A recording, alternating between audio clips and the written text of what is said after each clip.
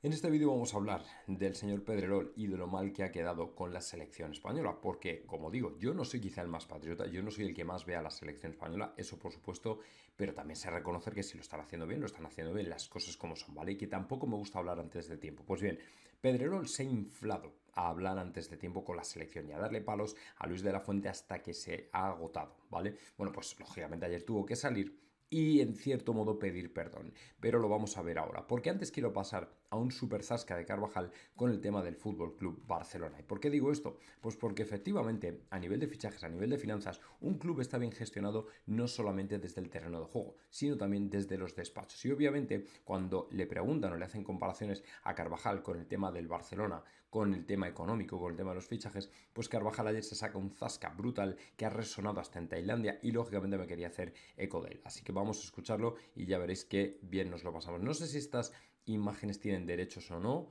Yo diría que no. Venga, me la voy a jugar y lo vamos a ver todos desde aquí. Me llama la atención un poco que el Barça no deja de sacar a chavales, Fermín, Lamine Yamal, que con 16 años es una estrella Ah, vale, es el tema de cartera versus cantera. ya de esta selección. Y por ejemplo en el Madrid cuesta más. O sea, Nacho y Carvajal casi son los únicos que os habéis consolidado en la primera plantilla. ¿Eso tiene alguna explicación? Bueno, al final yo creo que sobre todo la grandísima explicación que tienes cómo está económicamente cada club. Al final, cuando económicamente pues no estás en una buena situación, tienes que sacar pues gente de abajo, ¿no? Es algo lógico. Al final Madrid pues se te pone a tiro Jude, que es de los mejores del mundo y puede y lo tiene que fichar y así es, ¿no? En fin, igual pues el fichaje de Jude le cierra la puerta, por ejemplo, a Sergio Arribas, ¿no? Que este año ha ido a la Almería, pues es un poco la comparación, pero creo, si no me equivoco, que Real Madrid es el club que más jugadores saca, jugadores de primera división. Entonces, creo. Tomo palo. Es que ya no es solamente que los de la cantera vayan al Real Madrid al primer equipo, es que el Real Madrid saca jugadores de élite en general para todo el mundo. Que ahí está un poco la diferencia, ¿no? En el nivel de exigencia del Real Madrid y también pues la situación económica que vive cada club. Me llama la atención un poco Bueno, pues nada, buen palo de Carvajal, que lógicamente tiene bien asumido lo que son los roles e idiosincrasias del madridismo, puesto que nosotros no solamente formamos jugadores para el primer equipo, que normalmente son los menos, precisamente por el nivel de exigencia que hay, sino que la gran mayoría al final termina repartido y absolutamente rellenando a los mejores equipos del mundo, a los equipos nivel élite mundial, porque muchos de ellos se nutren precisamente de nuestra cantera, por lo menos desde luego los que están en la Liga Española, que saben perfectamente que lo que les viene de un Castilla, de un juvenil, de un Real Madrid C, es canela fina, así que menos lobos caperucita con el tema. Por supuesto, esto no va por Lamine Yamal, que es un pedazo de jugador y estoy seguro que lo va a hacer muy bien y de verdad que le deseo todo lo mejor en su carrera a nivel individual, no al Barcelona obviamente, pero a Lamine Yamal lógicamente que a lo mejor porque es un chaval que está currando, que lógicamente le falta todavía yo creo que un punto de crecimiento sobre todo a nivel físico, pero me parece un jugador extraordinario y lógicamente no vamos a hacer aquí, no vamos a decir tonterías, es un buen jugador y ya está, pero la política del Barcelona con la cantera está en mi opinión fracasada, está sobrevalorada y honestamente creo que la exigencia del Real Madrid es muy o está muy por delante y muy por encima de la del Fútbol Club Barcelona y el que no quiera ver esto pues lo siento mucho pero es lo que hay. Bueno, el tema del horario de Mbappé, por cierto, importante porque ayer Miguel Merchol de la cadena COPE dejaba otro horario, bueno, que es el más o menos el mismo, que es para confirmar que el 16 de julio, si no lo habéis hecho ya tenéis que estar en el Bernabéu, hombre, el que pueda ir al Bernabéu y el que no tendrá que estar enganchado aquí a Doctor J porque lógicamente tenemos que preparar algo especial precisamente para seguirlo, ¿vale? El asunto es que la presentación de Kylian Mbappé va a ser por lo visto a las 12 de la mañana. A ver, yo os comento un poco lo que os dije ayer. Hay gente que dice que es a las 7 o que va a ser a las 7. El tema de las 12, de las 7, va a ser esencialmente en función de que yo, para mí, las 12 van a ser el reconocimiento médico, la firma, el acto protocolario con Florentino en el estadio, la rueda de prensa, todo este tipo de cosas yo creo que sí que pueden ser a las 12. Y luego ya por la tarde el jugador se marchará al Santiago Bernabéu ya preparado para recibir a la afición o que la afición le reciba a él. Con lo cual yo personalmente creo que las 12 y las 7 son horas válidas, es decir, que la presentación al final se va a extender probablemente a lo largo de todo el día, o sea, que nadie haga ningún tipo de conjetura rara. O sea, yo creo que simplemente va a estar todo el día liado entre reconocimiento médico, entre firma, protocolo, rueda de prensa, fotos, no sé qué, tal y cual. Es como una boda al final. O sea, si es que lo más importante va a empezar a las 7 de la tarde. Así que bueno, pues en ese sentido tampoco hay que volverse loco. Yo creo que el jugador al final será presentado. Hay gente por ahí que dice que a lo mejor no va a llenar el Bernabéu. Cuidado con esto también, porque la gente... Yo lo he notado mucho, o sea, en los vídeos de Mbappé no es el mismo hype que había hace 2 3 años con el hecho de si venía, si no venía, todo este tipo de cosas, que por ejemplo ahora bueno, pues la gente lo ve y tal, pero tampoco es una cosa loca, porque en definitiva el madridismo se ha dado cuenta de que no depende tanto de un jugador, de que Mbappé no es ese jugador que es el nuevo Cristiano, a lo mejor me equivoco, lógicamente, pero yo creo que el fútbol ya ha pasado a otro nivel diferente, por lo menos dentro del Real Madrid, donde se ha consolidado un equipo, ¿vale? Una base coral, donde todos los jugadores son importantes, muy importantes. Entonces, aunque la gente idolatre a un jugador, aunque lo mire en el sentido de decir, hostia, qué gran jugador, qué no sé qué, lo cierto es que el grupo termina siendo lo importante. Entonces yo creo que Mbappé va a llegar en un momento difícil para relucir de manera individual. En cualquier caso, se espera mucho de él, eso por supuesto, pero yo creo que no es que vaya a quedar opacado por el grupo, pero sí en cierto modo el grupo no le va a dejar lucir como pudiera lucir, por ejemplo, Cristiano Ronaldo o Messi en el Fútbol Club Barcelona. Y eso que Messi dentro del grupo, lógicamente, era, por así decirlo, lo importante. Así que bueno, pues en ese sentido vamos a ver, pero ya digo que a las 12, el día 16 de julio, en teoría, será la presentación de Mbappé. Y bueno, pues la mayoría de la gente estaremos allí, o podremos verlo, estaremos, o lo que sea, ¿vale? Así que todos muy atentos. Y luego ya el tema de Pedrerol, pues quería comentarlo porque, como digo, no se puede odiar gratuitamente. Vamos a escuchar un poco a Pedrerol, no todo, porque es un clip me parece que de 4 minutos, pero que yo creo que retrata bastante lo que ha sido el chiringuito con respecto a la selección española. No, no pasa nada por decir que el otro día nos pareció a algunos que quitar a Lamine Yamal y quitar a Nico Williams era un error, y que luego le salvó los muebles Mikel con ese gol de cabeza espectacular. No es criticar unos cambios, ir en contra de España, sino es opinar sobre nuestra selección, la que queremos que gane, ¿vale? Y creo que a mí eso de repartir carnés de españolidad es algo que me molesta mucho. Tú eres más español que yo, pero él es menos español porque critica a La Fuente, entonces todos tenemos que decir que está todo bien hecho. Creo que no. Es decir, yo soy del Barça y critico lo que hace mal Laporta o no me gusta de Xavi, pues lo he dicho también. ¿Y eso es ser menos del Barça? O hay madridistas que critican al Real Madrid o a jugadores del Madrid porque lo están haciendo mal. Creo que tenemos que tener espíritu crítico en general, pero en el fútbol y en la vida, y creo que es lo que intentamos en este programa, si no sería muy aburrido. Aquí cada uno damos nuestro punto de vista. Algunos entienden que todo lo ha hecho bien de La Fuente, y yo entiendo que hay méritos de otros que han llevado a que De La Fuente esté consiguiendo lo que está consiguiendo. Y todos vamos a muerte con De La Fuente. Y en su momento, con la lista de convocados, entendimos que faltaban jugadores. Entendimos que decirle a Sergio Ramos que estaba mayor era feo. Entendimos algunos, pero a lo mejor se hace así, ¿eh? Entendimos que era feo. Y que perder la oportunidad de que Brahim juegue con España en los próximos 10 años, que era un error estratégico de Federación Española de Fútbol. Lo entendimos así también. Y que Nacho merecía estar en la selección, lo dijimos también, hasta que faltando 2 jornadas, él le convocó a Nacho. Pero decir eso no es ir en contra de De La Fuente. No, vamos contra La Fuente a muerte. Pero De La Fuente tiene que entender que es, efectivamente, como decía Edu, que en España todos somos seleccionadores, tenemos nuestras opiniones y criticamos. Y nos gusta no criticar, nos gusta referir, ¿no? Entonces, opinamos sobre cosas que ocurren y que nos afectan a todos. Lo fácil sería callarse y decir, qué bien, oye, los cambios fantásticos. No, ¿por qué no podemos criticar? ¿No?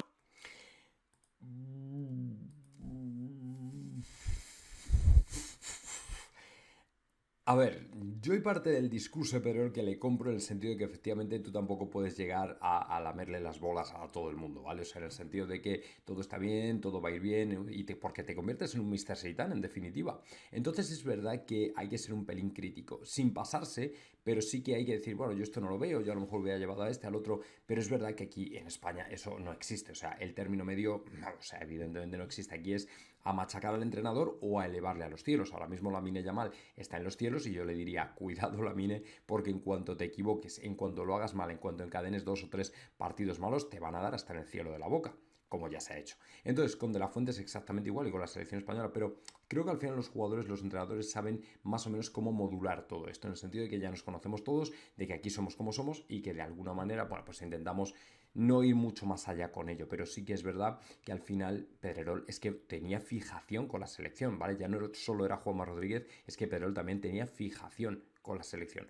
O sea, parece a veces que da la sensación de que están deseando que pierda precisamente para darle palos. Y yo creo que esto es el punto insano de todo esto. Pero bueno, en cualquier caso yo ya digo que, o sea, soy completamente no sospechoso, ¿vale? De ser el máximo apoyador de la selección española, pero hay que reconocer lo que hay que reconocer, que se ha hecho bien, que lógicamente a mí el fútbol de selecciones no me gusta, lo sigo diciendo, me aburre la Eurocopa, me aburre el Mundial, me aburre el proceso de clasificarse y todo este tipo de cosas, prefiero el fútbol de clubes, pero bueno, oye, que eso tampoco quita para que o me alegre porque a la selección le vaya muy bien y todo este tipo de cosas. Luego tenemos que seguir un poquito con el mercado de fichajes, porque efectivamente ahora mismo entre el Real Madrid y el Arsenal se puede estar desarrollando algún tipo de relación que vaya al respecto de algunos de los jugadores que pueden interesar. Han comentado por ahí que a Arteta le podría cuadrar la llegada de Rodrigo. Hombre, evidentemente no digo yo que no, porque Rodrigo vendría a elevar muchísimo el nivel del Arsenal, eso está claro. Además, creo que es un equipo en el que Rodrigo obviamente tendría un papel muy importante, pero claro, otra cosa es que al propio jugador le pueda convencer o le pueda parecer bien el hecho de irse a un Arsenal donde sabe que va a estar entre los 3, 4, 5 primeros, diría yo, no favoritos para ganar la Premier, menos favoritos para ganar una Champions o una Europa League o lo que sea, pero que es verdad que allí sí que podría tener un papel principal, ¿vale? Pero luego hay otro jugador que sí que puede terminar por allí, que es Lunin, ¿vale? Porque parece que el Arsenal sí que ha ofrecido mucha pasta por Lunin. Entonces, cuando ya tienes a un equipo Premier tipo Arsenal, ¿vale? Que está detrás de un jugador tuyo, es algo importante y es algo serio y es algo que de verdad hay que tomar efectivamente como algo que puede ser. O sea, yo sí veo a Lunin en el Arsenal. Otra cosa es que termine, ¿vale? Parece ser que ha habido una cumbre entre Jorge Méndez y Florentino para ver o tratar el tema de la situación del portero ucraniano y que seguramente a lo mejor termine sucediendo. Pero claro, ¿va a ocurrir al final o no? Depende, yo creo, de Lunin. O sea, Lunin va a ser el que tenga en definitiva la última palabra porque al final lo de estar a la sombra de Courtois le puede gustar o no gustar. Pero es algo que depende completamente del Real Madrid. En un principio yo creo que se quedaría encantado con él, en el sentido de que al final es un buen portero, pero él tiene que decidir si quiere pasar los próximos años a la sombra de Courtois, porque Courtois sabe perfectamente que tiene el número 1, que no lo va a soltar, que no se lo va a quitar, y como digo, depende mucho de él. Es verdad que Jorge Méndez lo ha estado viendo, no sé cómo estarán las negociaciones, pero es verdad que con el Arsenal sí que puede haber fuego con el tema de Lunin. Entonces vamos a estar todos muy pendientes, vamos a estar atentos, porque al final, si hay un equipo por lo visto que está haciendo más por el ucraniano, es el Arsenal. Es verdad que la Eurocopa como que ha rebajado un poquito el hype con Lunin y que a lo mejor había otros equipos que le estaban considerando y a lo mejor después de sus actuaciones con Ucrania como que se han quedado un poco dubitativos, pero el Arsenal sí que parece que puede ir adelante. Entonces, bueno, vamos a ver si efectivamente ese es el destino de Lunin, vamos a ver si se confirma, porque por lo visto todos los reportes que salen de Madrid van en la dirección de que Lunin se va. Así de claro. Ya digo que puede ser o no ser, pero bueno, oye, vamos a esperar a ver que efectivamente si se cumple o no se cumple, si el jugador prefiere quedarse o por el contrario prefiere marcharse. En Madrid lógicamente pediría pues un dinero, yo entiendo que 20-25 millones podría ser una salida interesante y si no pues se tendrá que quedar a cumplir contrato obviamente. Si el jugador entiende que le puede disputar el puesto a Courtois, pues que se lo intente disputar, que lógicamente lo tiene difícil, y luego ya también dependiendo de lo que haga el Unión o no, o si ocurrirá con Kepa, que es de alguna manera el tercer implicado en todo esto. Tenía una oferta de Arabia, pero ahora parece que el Madrid, si efectivamente se va al Lunin, a lo mejor se lo queda. O sea que todo esto vamos a tener que analizarlo con bastante detalle para ver qué ocurre. Luego, importante, el señor Gareth Bale y la prensa, la relación de siempre, esa malísima relación que siempre tuvo Gareth Bale con la prensa, pues ayer el jugador galés habló precisamente del tema y comentó por qué cree que a lo mejor la prensa española y él nunca se llevaron bien. Gareth Bale comentaba precisamente ayer, y además lo hacía a micrófono abierto, que quizá esa mala relación vino precisamente porque la prensa española esperaba mucho más de él. Es decir, que les filtrara cosas, que estuviera más cerca, que de alguna manera estuviera en todos los lados, en todos los eventos para poder preguntarle, sacar la información, y sin embargo no ocurrió, ¿vale? Cito literalmente: probablemente una de las principales razones por las que la prensa en España era tan mala conmigo era porque no les atendía. Firmas como Galáctico y esperan que estés en todos lados, y yo era todo lo contrario. Es verdad que no era un tipo de un perfil muy alto, no era un tipo de un perfil público demasiado excesivo, mucho menos superlativo, y esto probablemente le reventó a más de uno que no pudo obviamente estar en donde a él le hubiera gustado estar, es decir, formando parte del, entre comillas, equipo Bale, para sacar todo tipo de información del Real Madrid, porque en definitiva ese es el fin de la prensa, ¿vale? O de los periodistas. Entonces, en este sentido, creo que efectivamente él tuvo detalles que no debía haber tenido. Él es verdad que tuvo cosas que no debía haber hecho, gestos que no debía haber hecho, por supuesto, porque no estuvieron bien de cara a la afición del Real Madrid. Pero luego por otra, porque al final, intentando librar esa batalla con la prensa, terminó casi colateralmente insultando a muchos aficionados del Real Madrid en muchos gestos. Pero lógicamente también es verdad, por ejemplo, me refiero a gestos, porque mucha gente dice, no, es que fue un montaje de la prensa. No fue un montaje de la prensa. Él hizo cosas que no debía haber hecho, como irse antes de terminar los partidos, una falta total de respeto a sus compañeros. Se marchaba literalmente antes de los partidos, lo que no hacía absolutamente nadie. Pero también es verdad que la prensa lo magnificó y aprovechó para darle 5.000 palos que no se merecía tampoco. Porque para nosotros Gareth Bale es un jugador que quedó ahí precisamente por las Champions, por sus goles definitivos en las finales, contra el Liverpool, por ejemplo, y ya está, y no hay más drama. Se fue y ya está. Pero es verdad que la prensa sí que intentó hacer, lógicamente, pues todo tipo de encaje de bolillos para sacar las cosas de quicio y volver a todo el mundo loco. Pero eso es parte del juego de la prensa, y yo creo que el propio Bale lo sabía. Y lo sabía perfectamente. Así que bueno, pues en este sentido es la historia de siempre de la prensa, que hay que tomárselo con filosofía, porque en definitiva pues es que es lo que hay y es de lo que se vive, o sea, del morbo, del salseo y de todo este tipo de cosas. Y por cierto, pasamos ni más ni menos que a otro perfil público, a otro jugador del Real Madrid que ha alzado la voz precisamente por el hecho de haber hecho una muy mala Copa de América, pero que es un detalle que en definitiva habla muy bien de él como líder de un equipo, y me estoy refiriendo ni más ni menos que a Vinicius Junior, que ha alzado la voz para asumir responsabilidades en la eliminación de Brasil, ¿vale? Ayer Vinicius publicaba una carta abierta con respecto a la eliminación de su selección, y lógicamente se aupaba los galones, o se subía a los galones precisamente diciendo: he sido, o pedía perdón. Bueno, vamos a ver, por aquí decía: se acabó la Copa América, es hora de reflexionar, saber lidiar con la derrota. La sensación de frustración vuelve a surgir otra vez en los penaltis. Fallé en conseguir 2 tarjetas amarillas. Fallé. Ya, bueno, no, es que esta traducción está mal hecha.